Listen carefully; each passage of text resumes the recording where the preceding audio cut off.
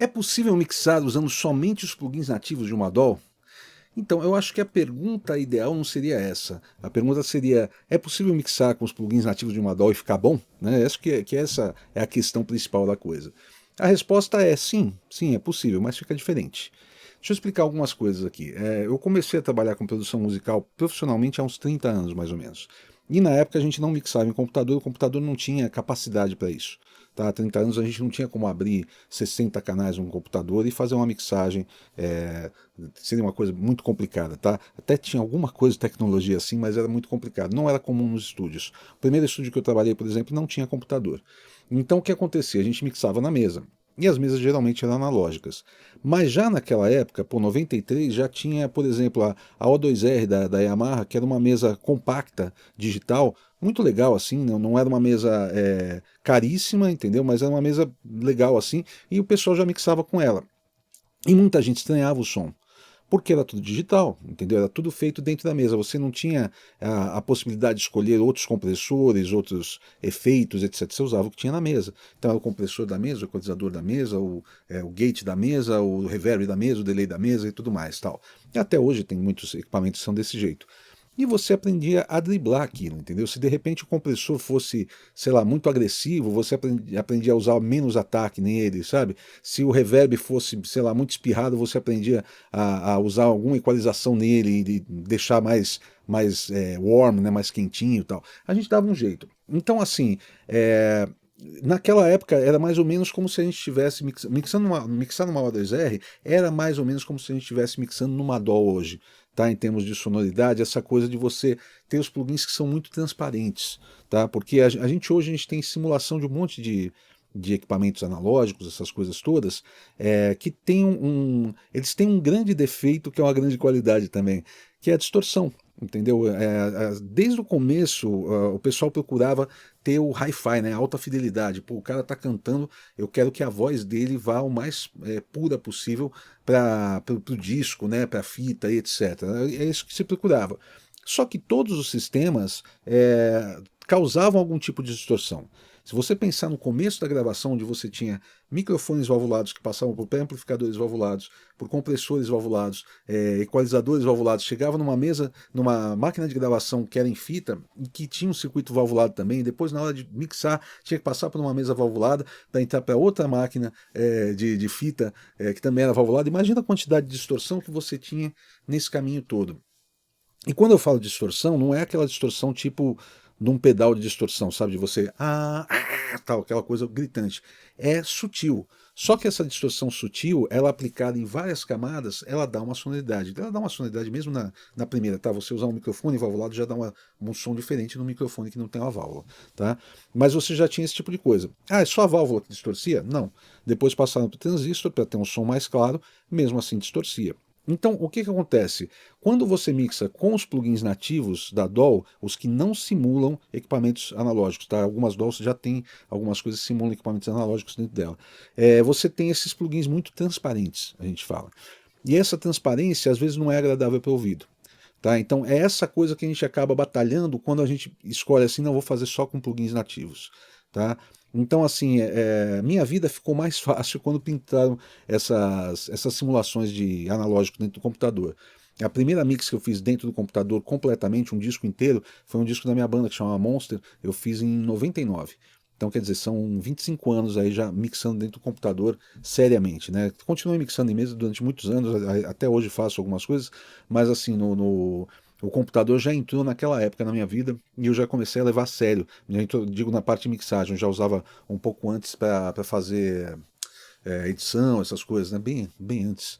Edição acho que eu comecei em 97, alguma coisa assim. Bem antes, 2 anos. Né? Mas enfim. Aí o que acontece? Ah, não, 95. 95 foi quando eu comprei o primeiro meu Logic, né? O Logic áudio era o 2.5 na época. Ele tinha uma chave que você colocava na saída serial e ela interrompia a entrada do mouse, tá, para você usar. Né? Enfim, era época arcaica de computação. Mas aí o que acontece? Quando eu fiz esse disco, Não tinha, no Logic eu usava os plugins do Logic, basicamente, usava alguns plugins que eram DirectX, que eram plugins externos, não tinha VST ainda. Então esses plugins DirectX já tinham uma coisa ou outra que simulava equipamentos, mas além de não serem grande coisa, não serem muito bons, eram raros, né? Então eu mixei basicamente com o que tinha dentro do computador. E mesmo assim consegui um bom resultado, fazendo de uma forma levemente diferente. Tinha coisas, como eu falei, que você ouve, por exemplo, uma voz ficar meio áspera, que você de repente gravava na fita e mixava numa mesa, ela vinha com um som já agradável, você precisava usar um de-esser dentro do computador para chegar mais ou menos perto disso. Você entendeu? Tô exemplificando assim só para poder ter um parâmetro. Não é igual, tá? Mas para poder ter um parâmetro. E aí o que acontece? Hoje, pô, vamos mixar tudo com plugin nativo? Eu não faria isso. Mas é uma coisa que muita gente me pedia para fazer um curso só com plugins nativos, plugins free e etc.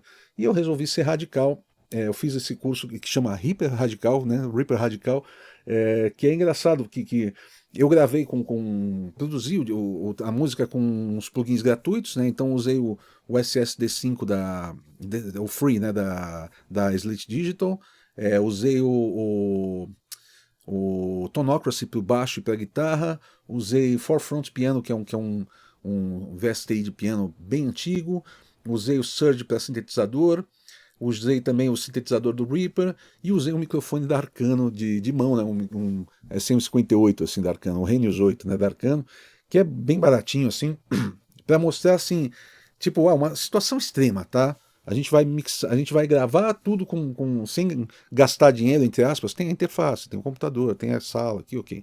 Mas a gente vai gastar o mínimo possível para gravar e a gente vai mixar só com plugins nativos ou plugins free. E eu resolvi mixar só com plugins nativos. E eu tive um bom resultado, cara. Eu gostei do som aqui. Eu vou pôr um trechinho para vocês ouvirem aqui. Deixa eu ver onde é que eu posso colocar. Ah, vamos daqui, ó.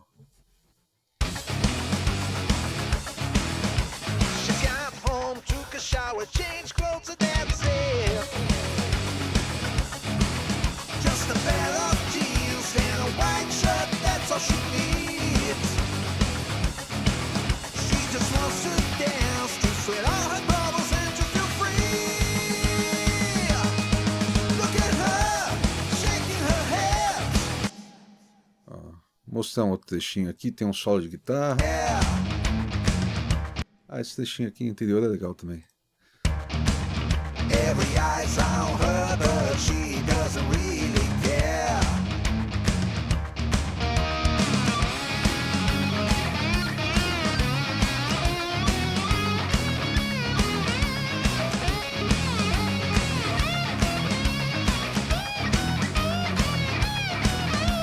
And all the boys, they just want to be with her now. And almost all the girls, they just want to be. Enfim, isso eu fiz com plugins nativos. Deixa eu mostrar o que eu estou usando aqui, que chega a ser até meio ridículo. Cadê? Aqui. Na saída aqui, ó, são plugins nativos, então tem um equalizador, tem um saturador do próprio Reaper, um ajuste de volume, porque quando eu saturei ficou um pouco mais alto, eu tirei um dB aqui, um Reacomp, um compressor de saída aqui do Reaper também, e um Exciter também do Reaper. Todos eles usando pouquinha coisa aqui, tá? Essa é a saída principal da música. Tem 2 limiters aqui também, mas o que vocês ouviram agora é a mixagem, sem a masterização, sem subir volume, tá? Então eles não estão sendo usados. Aqui são só coisas de medição e etc. Aqui, ó, no bumbo tem um equalizador, um limiter e um transient controller. Mesma coisa na caixa esteira. Nos tons, um equalizador e um transient controller. E assim, o equalizador é o ReEQ, o equalizador velho de guerra do Reaper, que eu até fiz um vídeo falando que é a ferramenta mais poderosa do Reaper. Então, ó, tem um ReEQ aqui em vários canais, está todas as partes da bateria, as percussões. No baixo eu pus o ReEQ e pus esse Huge Booty Bass Enhancer, né? Que é ele é a bunda grande, tá? Ele é o gravão da bunda grande aqui. Então eu coloquei 40 dele aqui para ele dar uma encorpada no baixo, dar um baratinho legal. Guitarra, só ReEQ, ó, tá? Equalização e tal. Não tem nada de demais assim, sabe? Stereo width também, abertura de estéreo. Que mais? Exciter. Wave Shaping Distortion, outro distortion aqui nas vozes, e efeitos mesmo, estou usando um reverb e 2 delays. Tá, do Reaper mesmo, tá? O reverb é esse aqui, ó. Eu fiz questão de usar o Reverbate, não peguei nem o reverb que você pode pegar IR, né, para usar, não quis, fiz questão de usar o mais simples. E o Rear Delay, tá? Eu tenho duas instâncias dele, um mono e outro estéreo. Então, quer dizer, uma coisa super simples e com resultado profissional. Ah, ficou tão bom quanto poderia ficar com plugins mais caros? Eu acho que não. Ficou tão bom quanto mixar numa mesa? Eu acho que não, mas ficou bom e ficou competitivo. Eu poderia lançar, aliás, eu vou lançar essa música e ela mixada desse jeito. Eu não vou remixar essa música porque eu acho que ela tá boa o suficiente para ser lançada, tá? Eu digo lançar assim, parece que eu estou fazendo uma carreira de artista. Não, é só para colocar nas plataformas. Se procurar no Spotify, por exemplo, Paulo Anhaia, você vai achar algumas músicas que eu tenho lá que são todas que eu fiz nos meus cursos, como essa aqui, tá? E esse curso, onde você acompanha toda a produção dessa música, tá? Desde o do comecinho, assim, desde da programação da bateria, gravando contrabaixo, gravando guitarra, mostrando como é que eu faço esse tipo de coisa. É uma coisa assim que é comum de estúdio, tá? Não pense que é assim, eu estou mostrando uma coisa para quem está começando e para quem, sei lá, quer gravar com coisas baratas e tudo mais. Não, aquilo serve para qualquer pessoa que quer produzir música, tá? Porque o procedimento é o mesmo. É um procedimento de um profissional, da forma profissional, como todos nós que somos profissionais fazemos. E quando eu digo profissional, não quero ser metido nisso. Aqui é minha profissão, é do que eu vivo. Entendeu? Tem cara que vive de, sei lá, de dirigir carro, tem cara que vive de fazer comida, eu vivo de produzir música. Cada um vive de uma coisa. Tem cara que é médico, né, vive de salvar vidas. Eu não tenho uma profissão tão nobre assim, mas eu vivo de fazer música. Então, assim, um procedimento profissional e esse curso está em pré-venda até segunda-feira. Segunda-feira ele vai ser lançado e quem comprar esse curso na pré-venda vai ter como bônus a composição dessa música. Tá? Porque eu compus ela do zero e eu tenho tudo registrado em vídeo. Tá? Então você vai ter como bônus isso daí, eu compondo os riffs, compondo a harmonia, depois compondo a melodia, compondo a letra, eu vou explicando o que vai passando na minha cabeça ao longo do caminho, é muito legal, tá? Além de ter um desconto especial só para quem comprar até o pré-lançamento. Tá? Então aproveite que vale muito a pena, tá? Você entender como é que essa loucura toda aqui funciona e como ela é muito mais simples do que se pensa, mas não necessariamente mais fácil, tá? É mais simples. A gente se vê em breve. Valeu!